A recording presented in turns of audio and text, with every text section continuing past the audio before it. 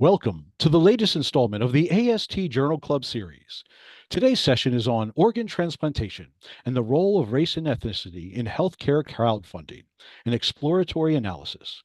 This session is sponsored by AST's Inclusion, Diversity, Equity, and Access to Life, or IDEAL Committee.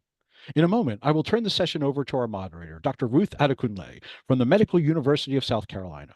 But before we begin the main presentation, we do have a few housekeeping notes to help you engage with today's session. There is currently a viewership polling question displayed for the audience. Please take a moment to answer this question while we finish the remaining announcements. We encourage you to use the chat during the Journal Club to share your thoughts and comments. However, if you have a question to submit for our panelists, we recommend using the Q&A button in the Zoom webinar panel instead. Questions submitted via the chat window may be missed during the presentation. This Journal Club is being recorded, and the archive will be available on the MyAST website in 2 to 3 business days. Finally, when you log off at the conclusion of today's Journal Club, you will see a link to a short evaluation survey to complete. Please fill out this survey to help us keep our content current and engaging. I will now turn the session over to our moderator, Dr. Adekunle, to begin today's presentation. Thank you, everyone, for joining us today. This is the first Journal Club that's sponsored by AST Inclusion, Diversity, Equity, and Access to Life, or IDEAL Committee. As mentioned, my name is Ruth Adekunle. I am the co-chair of the IDEAL Committee, and one of our co-discussants is Dr. Spivey, who is the chair of the ID Committee.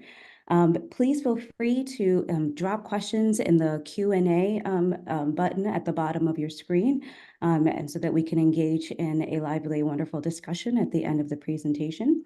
I'm now going to present our presenter for today.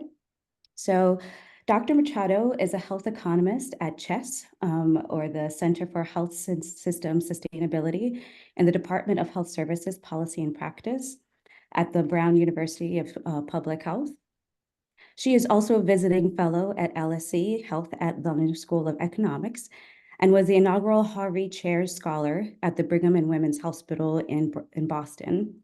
Prior to joining Brown, she worked in the Department of Health Policy at LSE since she graduated from Boston University with her PhD in economics.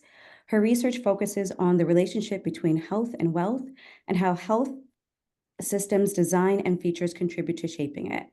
She uses individual level data to quantify the effects of policy changes and individual level data for their long-term outcomes across countries and diseases. Her work on organ transplantation and cardiovascular disease outcomes have been published in journals such as the New England Journal of Medicine, JAMA Cardiology, and Health Affairs Scholars. Without further ado, we welcome Dr. Machado presenting the role of race and ethnicity in healthcare crowdfunding and exploratory analysis. Thank you for being here, Dr. Machado. Thank you so much, Dr. Adekunle. I'm very glad to be here with you all. I'm very appreciative of the opportunity to talk about this piece that came out at the Health Affairs Scholar, as you can see in the title page. Just a preliminary note, there's a lot of conversation that I will be doing about race and ethnicity. I want to define the terminology that I'll be using. So I will be referring to white when I'm talking about white and Caucasian. I'll be using the term Black for Black or African American, and I'll be using the term Hispanic for Hispanic or Latinx or of Spanish origin, just for sake of time and completeness. So here we go. This is my conflict of interest. I have none, and neither does Dr. Adekunle. The plan for today is quite simple, or not. No, it's quite simple. First, I wanted to talk to you a little bit about why to study crowdfunding for organ transplantation. And this is all very applied, and it will show you how I came up with this research idea and how I like to approach these topics in a way. Then we're going to talk about how to study crowdfunding for organ transplantation, which has its challenges. And my goal with this part is to actually guide us all through the process of doing this careful analysis that we ended up doing. There's a lot of stages and phases to it, and hopefully you'll be as entertained by it as I was while I was trying to get this work done. And then finally, we'll be talking about the role of race and ethnicity in healthcare crowdfunding. The focus is on organ transplantation. we'll talk about it later as well. So I'll go into detail on the results of our study and what we found. I am very glad to have the opportunity to have your questions and your experience on this field. Let's go. Okay, so why to study crowdfunding for organ transplantation? One of the first reasons, of course, I was familiar with the literature about it. And there's some literature that finds the effects, like the dangers of medical crowdfunding, how it can lead to worsened inequalities, et cetera, et cetera. There's also some literature about crowdfunding for organ transplantation. It's a very natural field to study this. It's such a high cost procedure. It's such a high cost overall situation that it is likely that people are going to be at very least underinsured in this case. And then this happens, right? So this is a letter from, as you can see, from 2018. I saw this online in one of the crowdfunding campaigns that I looked at. But basically what it says is that you're not a candidate at this time for a heart transplant because you need a more secure financial plan for immunosuppressive medication coverage. So it's actually really specific. It says we cannot give you a heart because the risk that you wouldn't be able to support the cost of the medication after your transplant is so high that potentially we would be giving the heart to someone who will be able to keep it for a very short time. These are very difficult things to say, and I wanted to preface that, by saying that all of these are dramatic situations altogether, right? And to say we can't, and it's completely understandable. We have organ allocation policies that try to determine what's the best use possible for the organs that are being donated, like the gift of life that is being transmitted from one person to the next.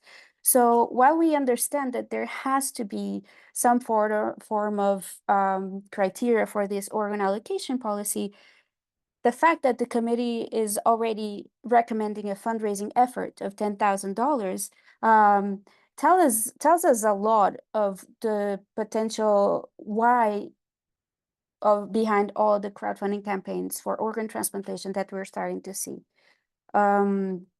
Notice that nothing about this letter talks about the insurance status, right? So this is, you're not a candidate because you're not able to show us that you have the funds.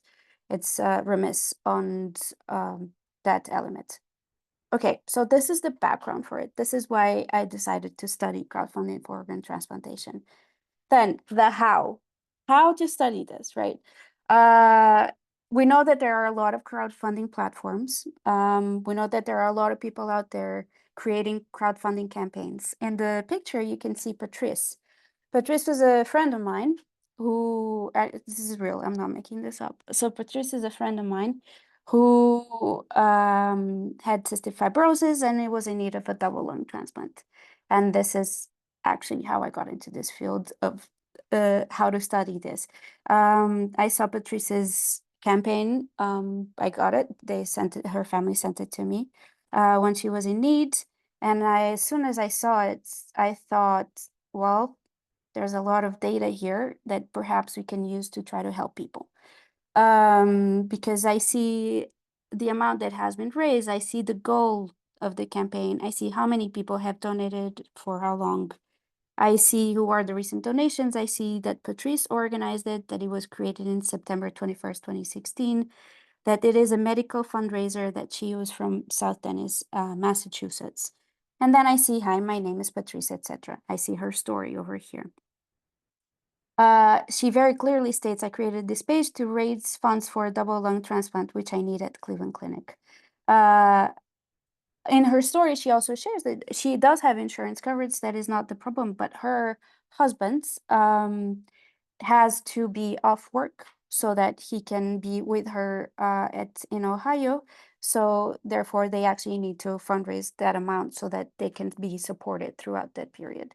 So how do we actually get this data from the GoFundMe platform onto our hands so that we can study it? Notice that these are publicly available pages. So the summary of this information, all that I'm seeing here is publicly available information. So how do we actually collect it? Well, the first thing we did was to look at all of the fundraising platforms that the crowdfunding platforms that there are, and then we identified the ones that do medical crowdfunding. And then what we did was that we did a lot of programming. So the first thing we did was to identify the potential campaigns that we'd be looking at. As you saw in the previous slide, we identified 20 initial crowdfunding platforms and then excluded 12 of them because they were not doing medical crowdfunding, charitable medical crowdfunding. So that meant 7 crowdfunding platforms. Most of them were actually swallowed up by GoFundMe at some point, but we were able to trace the campaign, to collect information from the campaigns before that happened, the ones that were available. So we wanted to be very comprehensive. We threw a wide net out. How do we search for this? This is an important thing. So for most of the crowdfunding platforms, you see here K equals 4. K is the number of crowdfunding platforms. Each of the websites has a search term. So we search for heart transplants, kidney transplant, bone marrow transplant, etc. We identified, we had 169,000 hits from that. And then for the other platforms, what we realized was that as we started to do the searches, so for example, if I search for heart transplants in GoFundMe, you can try to do that now. Don't do it because I'll lose you. But if you search for heart transplant in GoFundMe, you're going to get like results. I don't know, suppose 350,000, something like that. So what we did at that point was to go, okay, the first page gives us X amount of results. And then we went to the next page, and then we went to the next page. And we started to realize that very soon they started to give us bad results. So the search engine was actually feeding us campaigns that were unrelated to our search term, and that were included as a number in the result. So we thought, we need to make the search as specific as possible so that we get and then the campaign wouldn't, the crowdfunding platform wouldn't allow us to download those data because they would put things in place to prevent that from happening. So what we ended up doing was to say, okay, we're going to cast very detailed nets in the US, across the whole of the US.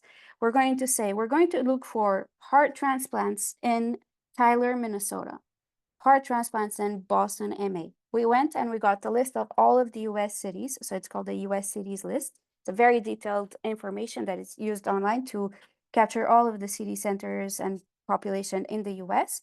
And because of how the geographic queries work, basically when you search for something in one area, it creates a net around it.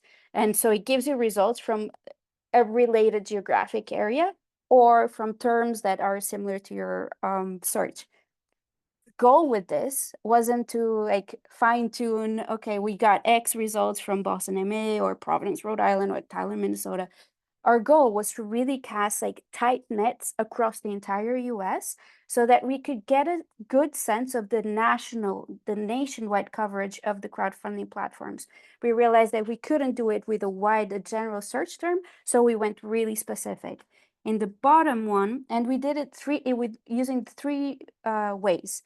One was to look at where all the CMS providers are, Centers for Medicaid and Medicaid Services, all of those that we could identify their address, so we searched around them. We also searched for each state, the 50 largest population centers, and we also used the DB scan to search using geographic clusters. These things are really to make sure that we've covered most of the population with our search terms. And so combined, you see in the bottom, this is the coverage that we had of the cities in the United States. Okay, so when we did that, what we did was then we extracted the URLs, the actual website of the campaign that was organized. With that, we identified unique 55,000 campaigns roughly. Because of how the data scraping works and technical difficulties according to the websites and etc., our data scraping tool was initially unable to extract information for about 15,000. We tried to recover as many of those as we could. We got about 1,000 more within 1 year, and then that's how we locked in our campaign identification. So then how do we collect the data from the campaigns themselves? Well, what we do then is that we wrote a script, a web crawler, a data scraping tool to extract the key campaign features, similar to the one that I showed you in the beginning. So then we extracted the amount raised, we extracted the goal, as you saw. We extracted all the images that the campaign had. We extracted the number of donors, the date they were created, and the location, which we then geocoded. We also extracted the story itself, so the text of the campaign. You may ask, why did we extract the images? Well, because as we were doing it, as we started working on this process, we also realized that the risk of fraudulent campaigns was high. At that point, we searched for any way of identifying whether a campaign is potentially fraudulent or not, and we couldn't find a way. What we did find was a site called GoFraudMe, which published campaigns that had been prosecuted because they were fraudulent. So they were either copycats or somebody created a campaign for someone else and that was a fraudulent event. I can get into that in the discussion if you want. But the bottom line is we actually, as a side project, which became its own thing, we created a fraud detection algorithm so that we can score a campaign based on their likelihood of being a fraudulent campaign, because we wanted to make sure that we were dealing with campaigns that were truthful. And that's why we use the images. So the images are an element that really helps us in detecting fraudulent campaigns. Now, for each campaign, now we've collected the data, and then it becomes a data set, right? It becomes columns and rows. And I wanted to give you an example of why we did a thorough eligibility assessment and also how the geographic search query actually works. So we search for heart transplant, liver transplant, et cetera, in Tyler, Minnesota, right? These are the first 15, the results that we got, which were 15 campaigns that were the result of Tyler, Minnesota. And here you go. If you are named Tyler, you're potentially a Tyler, Minnesota candidate or a campaign. So I wanted to make sure that it's clear that we don't use this geographic search criteria as our geographic identification variable. What we do is that we actually collect the city and the state from the campaign itself. So we have two completely sources of info, two separate points of data collection, right? One is how we identify campaigns that are out there, and the other is how we actually create the geographic characterization of those campaigns. And there's a lot of Tylers organizing campaigns, as you can see. So how do we identify from that, all of that information that we have, how do we identify which organ it belongs to? Because as you can see, my friend Patrice, she put right there, she's looking for a double lung transplant. Is that the case? How do we know whether a campaign is about organ transplants or not? So what we did was we took all of the texts of the stories and we did natural language processing. We did the bigram analysis. I can get into details if you want, but bottom line is we took two words, right? We took the word heart, right? As you can see here. And then we looked at the words that were before and after. So in red, you see the most prevalent word after heart was transplant across all of the text of all of the stories of all of the campaigns that we had. Transplant, failure, surgery, right? And then attack, help, and then condition, pump, disease, surgery. We then enlisted a heart failure specialist friend of mine to help us identify which of these terms would be directly related to heart transplant or would have like a high probability of being. Then we have, for example, this is actually one of my favorites. You said new heart. New heart is a really strong indication that you're in need of a heart transplant. Okay, double lung transplant, as you can see. And that's how we identify which which organ each of the campaigns is associated with, because then we just attribute it to that. If the campaign had more than one organ that was associated because of these bigram analysis, what we did was that we classified it as multiple. And so we actually don't use those campaigns a lot in the analysis, but the vast majority of them were actually able to identify one of the organs. So again, the campaigns, we had 41,000 campaigns that were then scraped and assessed for eligibility. What we mean by that, if the campaign was not US based, we excluded them. If we had like some form of invalid data scraping output, we excluded that campaign. If it doesn't include the word transplant, we excluded those. So we had 12,491. Even they were a result of our search term, but it doesn't matter. It doesn't include the word transplant, it's out.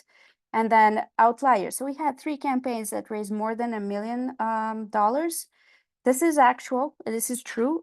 We verified those campaigns and we excluded them from the analysis because they are certainly not mainstream. So that meant that we had 23,000 campaigns, 941. Of those, we could identify a large subset that were organ specific, according to the analysis that I just showed you.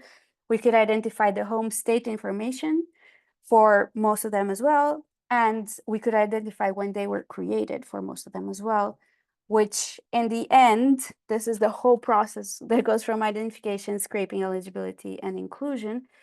We had roughly 20,000 unique campaigns that were organized in the US between 2015 and 2019 that were related to organ transplantation. This way of doing the data collection and analysis, for me, it's akin to like doing a systematic search. Like we do systematic literature reviews, this is more of a systematic search of data. Okay, so the research questions that we had for this particular paper on the role of race and ethnicity in healthcare crowdfunding are the following. Because there is some literature on the effect of medical crowdfunding, etc., but a comprehensive analysis of the role of race and ethnicity in the crowdfunding wasn't quite available. So we wanted to know how it varies by campaigner race and ethnicity, how much is due to regional disparities in clinical need and insurance coverage. What do I mean by this? First off, we needed to have a full picture of the United States, right, to know like the nationwide dimension of the problem, but also whether or how it relates to people needing transplants, right? When we talk about medical crowdfunding, many times, even if we focus on a specific disease, it's very hard to have a good sense of what would be the actual need for that population. I work on a lot of health system comparisons and etc. We always talk about what is the denominator, right? What's the right denominator? And the truth is, we want to know how many people are crowdfunding amongst the people that are potentially needing a transplant. And the best measure we have for that is actually the waiting list, right? It doesn't cover everybody that needs a transplant, and we can talk about that as well. But it gives us a sense of how the crowdfunding is related to clinical needs, right? And we have that detailed information for all of the solid organs. So that's a really precious information we're going to use in a second. I'll show you how. And then how much of this variation, right? How differently do campaigners fundraise or create crowdfunders depending on their insurance coverage? There's another stream of the literature that talks about whether or how crowdfunding is a substitute or a complement to insurance coverage. And we want to see how much of that variation across race and ethnicity is due to insurance coverage, right? What are the differences across the US? And then finally, the first 2 questions are about the number of crowdfunding campaigns that are created. So total volume of crowdfunding, how many people need it? But then it's like, what are the outcomes? You know, and you'll see in a second, this is a preview of what you're going to see, but it's like, we know that there are similar rates of crowdfunding by need across the whites, Black, and Hispanics. but what's the association between the outcomes and the campaigners' race and ethnicity, right? And by outcomes, I mean, how much money do they actually fundraise? Not how many campaigns are created, first two questions, but what are the actual outcomes of that crowdfunding process, which is another key element. None of them is the full story. The two of them combined tell a much more complete story. So how much does crowdfunding vary by race, campaigner race and ethnicity? I wanted to highlight a couple of things. I wanted to look at these percentages over here.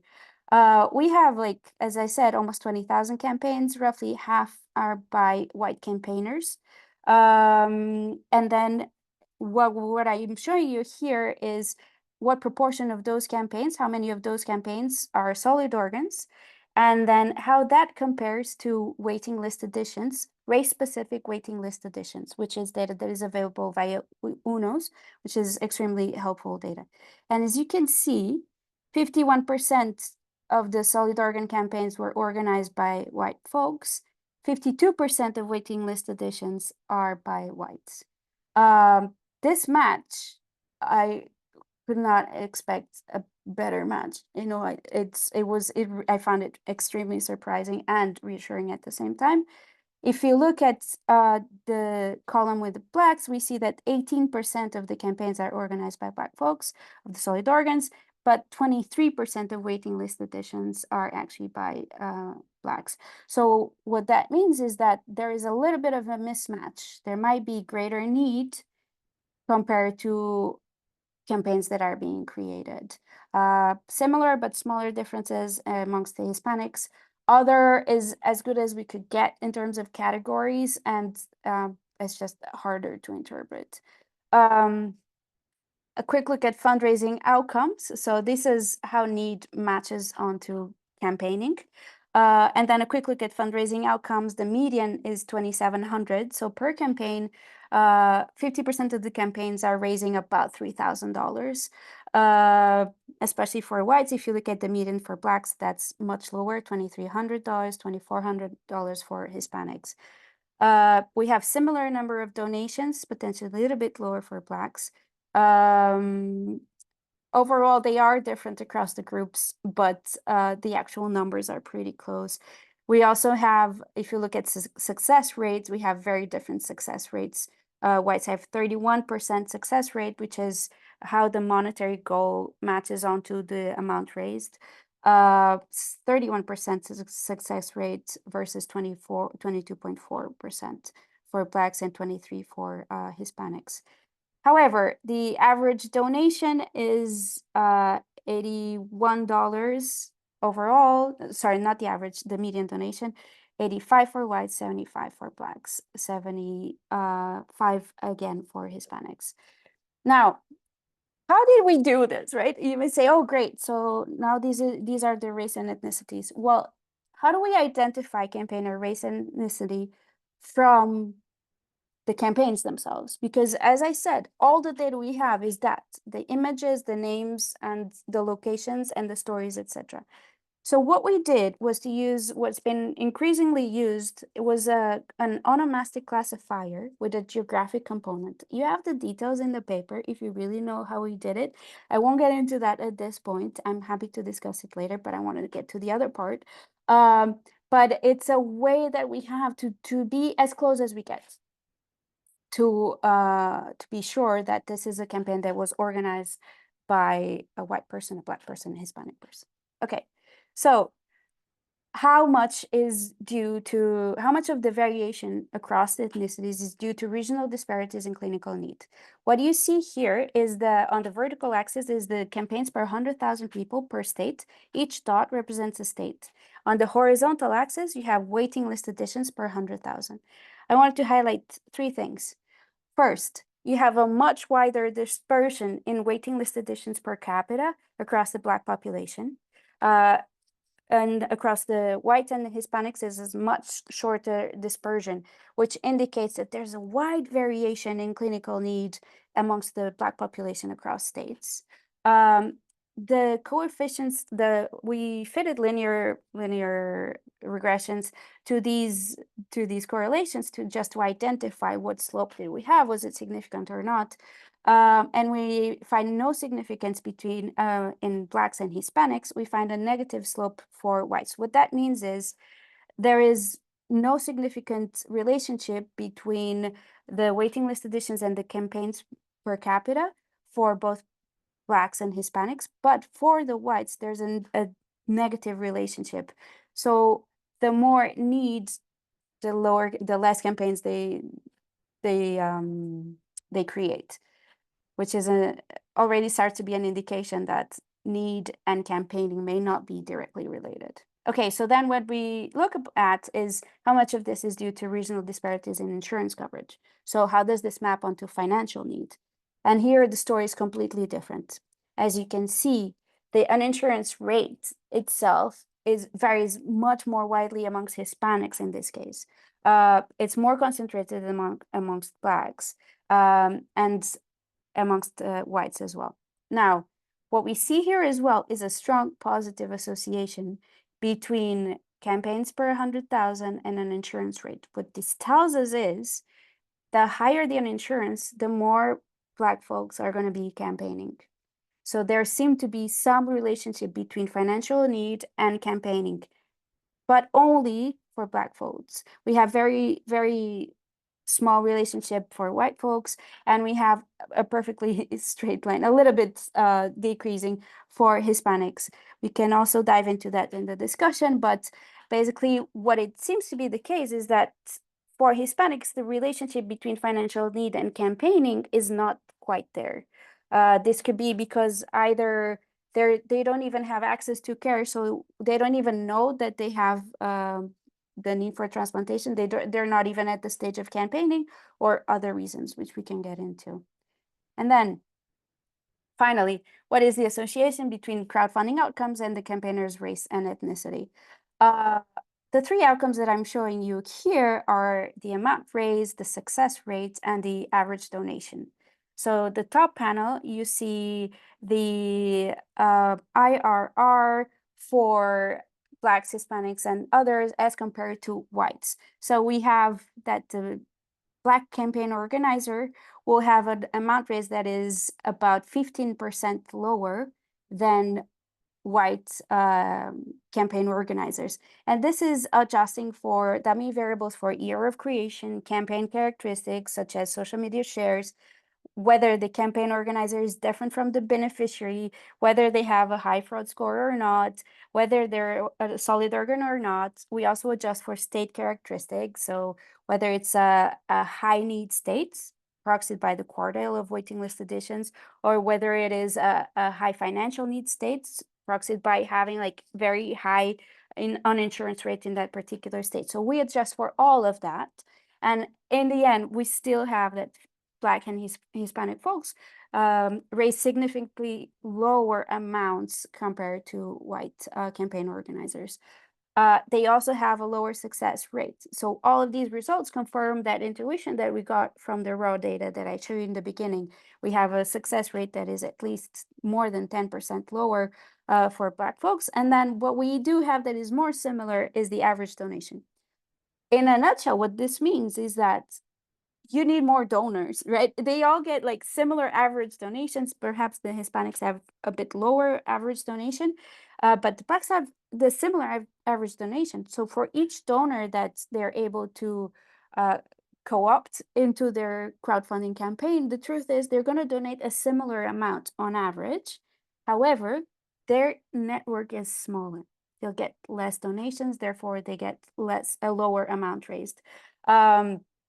This is really important to signal that it's the importance of the offline social network, which is one of the streams of the literature, and also whether these campaigns go viral or not, compared based on race and ethnicity.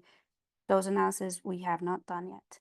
So I wanted to not get into too much of the discussion, to leave room for the Q&A and for your questions. And just to summarize the insights that we got, the crowdfunding may reinforce the existing disparities because of this reliance on offline social network. The insurance coverage generosity may mitigate disparities. These comes from that crowdfunding, from that different line for the Black folks, that the relationship between campaigning and an insurance rate, that, but also because in the estimates that I didn't have time to show you now, but we actually show that states that have adopted Medicaid expansion, they have lower crowdfunding rates. So that's important and an important factor. And then we also talk about how important disparities in the outcomes themselves indicate that the policies that target underinsurance or uninsurance are better suited to mitigate these disparities in access to transplantation. So bottom line is, because there are so many ifs and buts and that in what happens in crowdfunding, and that's what we're showing, you know, there's potentially they are able to fundraise some amount, but the truth is crowdfunding is not going to be the solution for uninsured or underinsurance. We also see that white folks fundraise at the same rates that they are being added to the waiting list. That means that everybody is suffering from lack of funds, potentially, right? And so we need better policy in terms of supplementing insurance coverage to mitigate access to transplantation problems, and on top of it, disparities. And I'll leave it over to you, Dr. Adekunle. Thank you so much for this wonderful and excellent presentation. And thank you for you and your team and the hard work that you guys did. You spent exquisite detail kind of walking us through all it took to get to the point to be able to present the results. And so just want to really say kudos for this excellent work. Please feel free to drop questions into the Q&A tab at the bottom of your screen. I'll kick us off with a question while we're waiting for questions to pull in. One of the questions that I had was, did you guys look at the breakdown of success rates by organ? Like, you used organ as the search criteria, but what about outcomes based on different organ types? Yeah, we did. Actually, I can share that with you all. There you go. We did. Here it is. No, I actually don't have it here. Sorry, but we did. It was we found that the white beneficiaries had a much higher success rate compared to the other race and ethnicities. Blacks had the lowest. So for us, that was a big factor of concern at that point. However, I will make a small caveat. Success rate is defined based on the monetary goal that it has been established. Monetary goal is not static. So suppose when you create a campaign, if you may create a campaign for $20,000, and what you can do at that point is, like, suppose that you're getting close to $20,000, you can increase your stated goal. So you can increase it to 40,000. And I think if we're doing anything, we're underestimating success rates. And it's actually technically impossible for us to know what's the rate of underestimating. So what we have is that cross-section. So that's my caveat. Gotcha. But did you find that, for example, that we know that African Americans have like a higher percentage of chronic kidney disease? So do they tend to, is that the organ that kind of matched most with that specific race, ethnicity, compared to, say, I don't know, heart transplant might be potentially predominantly white people who are raising for that specific organ? Actually, we didn't. We didn't look at that. Sorry, I get your question now. We didn't look at that, and that's a really good point. We can definitely look at that. We did. Yeah, no, we did some analysis, solid organ versus bone marrow, but not by organ type. Dr. Spivey, did you have any questions? Yes, thank you, Dr. Machado, again for an excellent presentation. My question is, Did your team examine the outcomes of crowdfunding in adults, adult beneficiaries compared to pediatric beneficiaries? Uh, so that's also on our wish list. We didn't, and the reason is to do that type of analysis, we actually have to get into the text of the stories. So it's a mix. We need either more natural language processing, or we need a team to go through the 20,000 stories and actually fine tune which are for pediatrics or adult. Now, what we did, there is an element that has some form of indication towards that, which is I actually manually verified. For this paper, it was 350, but I verified a couple of thousand of them manually.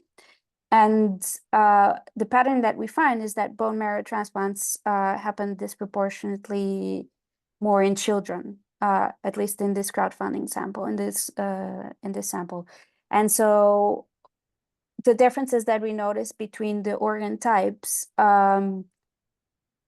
between solid organ and bone marrow, partially can be due to differences in the composition between children and adults.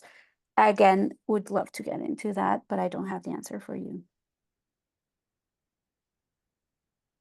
Still waiting on more questions, so I'll keep firing away. Another question that I had was, did you guys look at correlation by year as far as success rates? Meaning, I think like nowadays there's a GoFundMe for everything, and it's just like it's all over your social media, and so you get kind of pretty inundated with crowdfunding opportunities versus maybe like 10 years ago, people were more likely to potentially more likely to donate. So I just wanted to know if there has been any kind of downward slope as far as being able to kind of hit those goals as as years have gone on.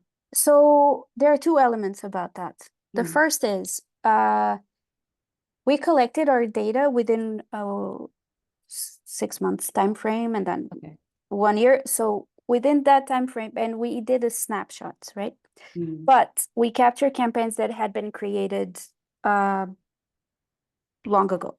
Now, what that means is the amount raised, we can't know whether it's related to the year or the length of the campaign, because we'd have a campaign that was created in 2015 that has fundraised for 6 years. My personal belief, which I cannot document yet, is that most of your fundraising happens within the first year. So if there's a time or like a survival time, is like most of it will be in the first year. Having said that, if that is the case, then we don't find differences in success.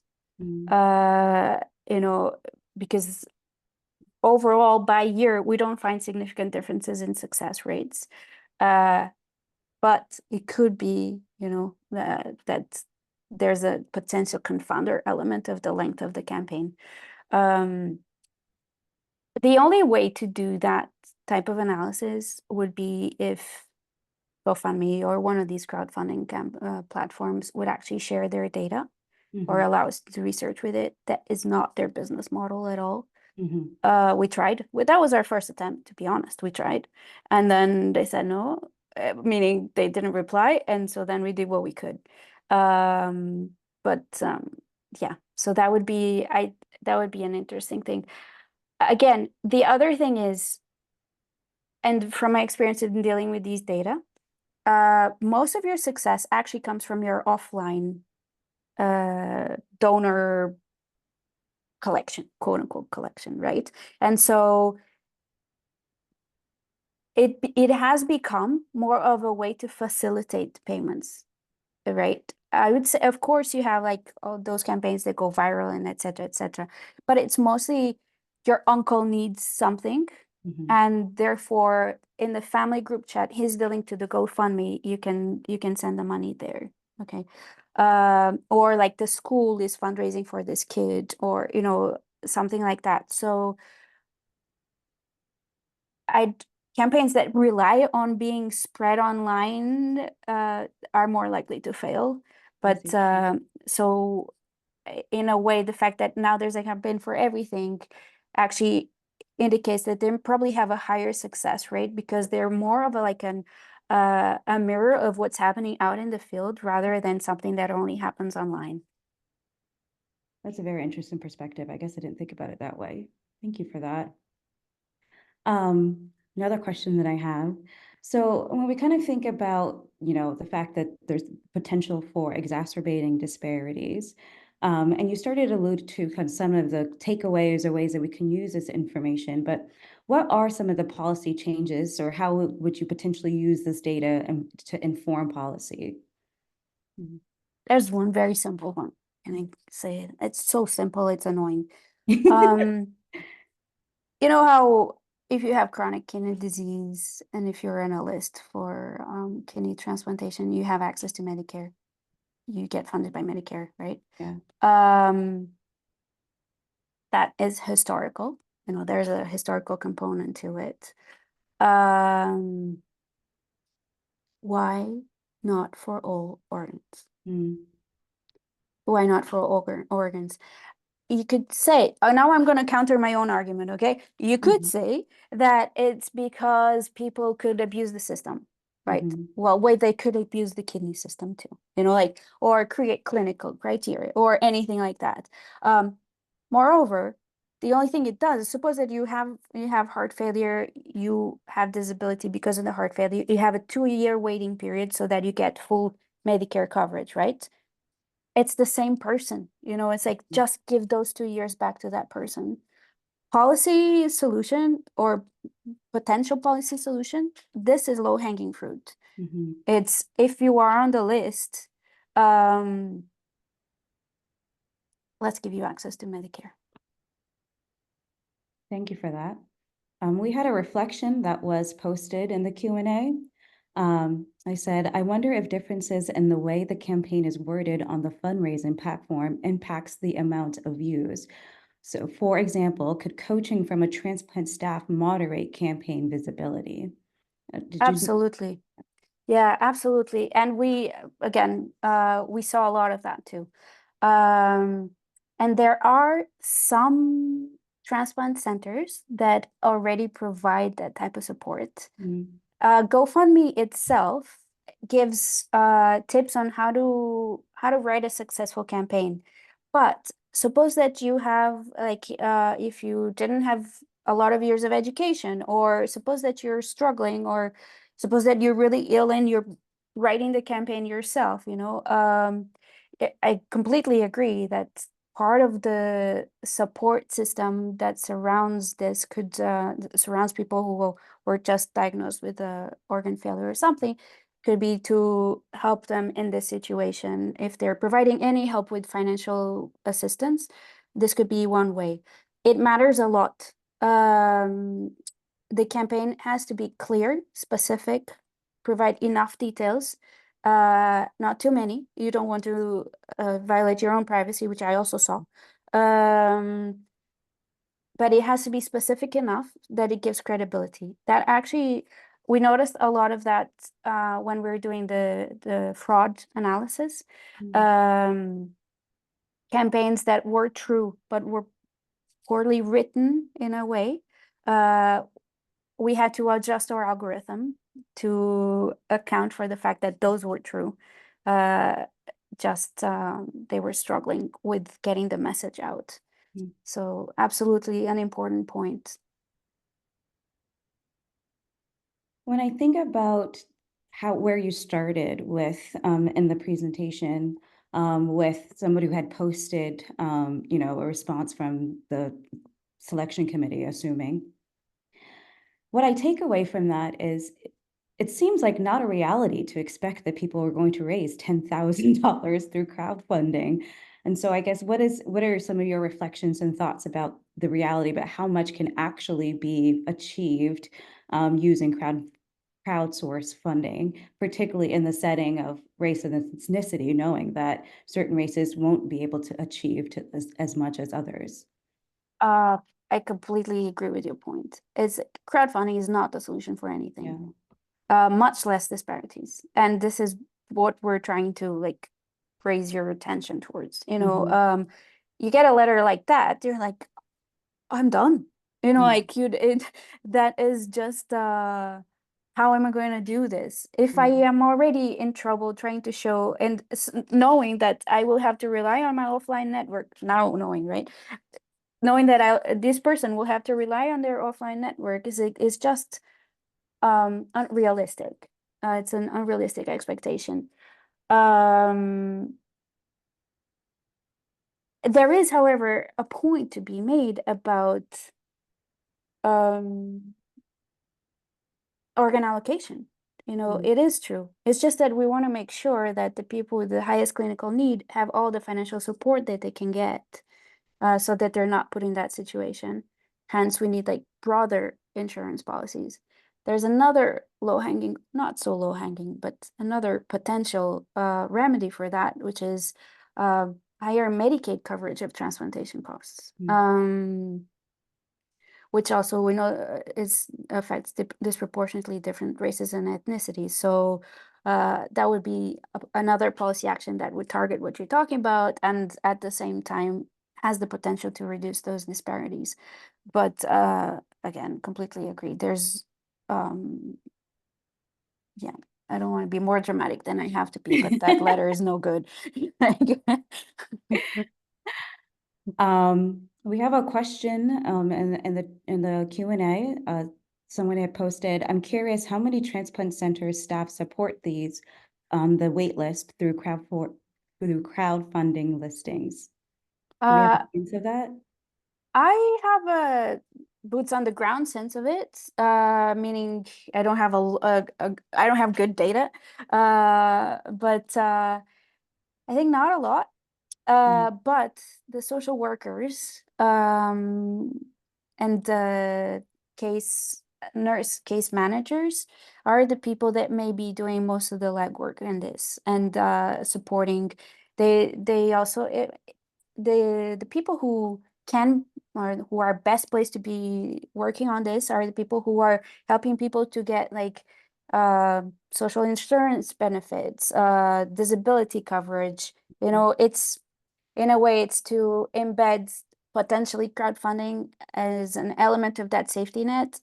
I don't love it as such, but it won't hurt, you know. I think the policy solution should be targeting the social security disability benefits themselves. But the people who are on the ground who are doing that can also support the people in need of financial resources in this particular way. A word of caution. Each story needs to be personal. If the person gives the same story to everyone, if that person creates like a shortcut, which is I write a story so that each person can put it on the online and just run with it, that won't work. The homework that they would need to do would be to sit down, talk to that person and say, tell me your story, let's write about it. And that would be the key. Tell me your story, let's write about it, and then let's find out who you have that you can send this to. Or do you have a best friend? Could she run this for you? You know, it would be like, who can we engage so that they can reach your or a broader offline network and literally tell me your story. How did you get here? What are your dreams? You know, what do you want to do? What's the first thing you're going to do once you're recovered from your kidney transplant?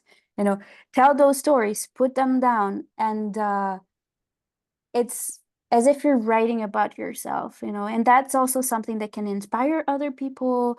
It can inspire you, you know, it can inspire you to keep fighting and to keep struggling. So I really think that tell me your story is the best part of the helping people to crowdfund and giving them hope as well. That was an excellent point. We do not have any additional questions or any additional comments or questions that you may have, Dr. Spivey. Yes, one one question that I was just thinking of. In terms of your methods, I know that you talked about having to reduce duplications in your search results. Did you find that there were duplications across crowdfunding platforms that you had to account for? And how did you account for that? Manually. Manually? Yeah, so because GoFundMe was like 90% of them. Mhm. And so we actually looked at all of the other campaigns. That was the only way. Yeah. Thank you. Or that was a way to be sure. There would have been other ways, but that was a way to be sure. All right, well, I'm gonna add on this question. We've talked about, different ways to address challenges and disparities within the crowdfunding space. Things that are systemic, such as if we improve policies for insurance, expanding insurance coverage, and then things within potentially the patient's ability, such as improving the way that they market themselves, for lack of better words, on crowdfunding. Are there other, if you were to, encourage or speak to a patient, are there other, advice or avenues or mechanisms that you would ask them to kind of either look into or explore that might help with the financial burden that, is organ failure and transplantation? Uh, I think